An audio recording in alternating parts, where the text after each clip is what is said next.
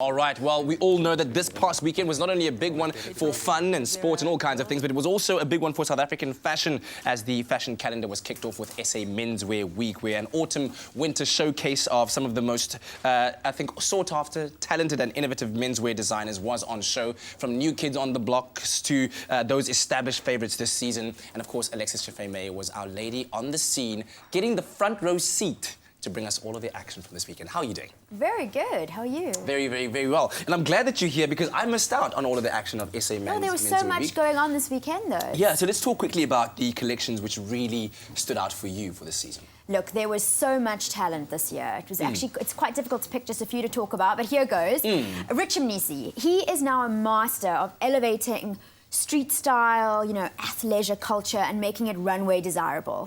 And this season, his puffer jacket seen here on the end in orange, the bright colours, I think this is going to be a real hit with the cool kids this season. All right. Alexandra Blanc is back to being a solo designer. She kind of went with a rave 90s kind of culture here, lots of distressed reworked denim, which is going to be a real trend for winter 2017. Maya Tafo also went with denim. His collection literally went from street style to superb suits. Look at that. And you Look see, at that you can't really flow. see on screen here, but this is actually a velvet suit on the end, and the velvet suit is the must-have for the events, red carpet this season. We saw it, you know, awards season. Glover was wearing the chocolate But velvet is very, very, very key. Yan Koi, this collection was actually direct from New York. So she first showed it in New York and now here on African soil. Of course, it marries global sports, street culture with significant African cultural details. I'm loving that. Really incredibly intricate designs.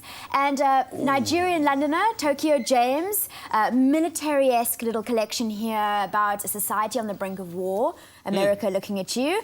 But his leather pieces were truly, truly sublime and unbelievable tailoring. And then fellow Nigerian, Maxi Vive, also an incredible athleisure designer, but really reimagining it as you know, a format and kind of adding really beautiful functional details and printed fabrics as well. I'm loving it, loving it. These pictures speak volumes of what creatives and designers have been doing. So in terms of what you've deduced from all you've seen, what would you say are the trends that menswear is going to be following this coming winter? Well, what should lads be looking out for? There was a collection called Rosie and Vittori that actually ticked off several trends in their collection. You know, one would be the crochet and knitted textures are going to be very big in menswear. I mean, that's typical for winter.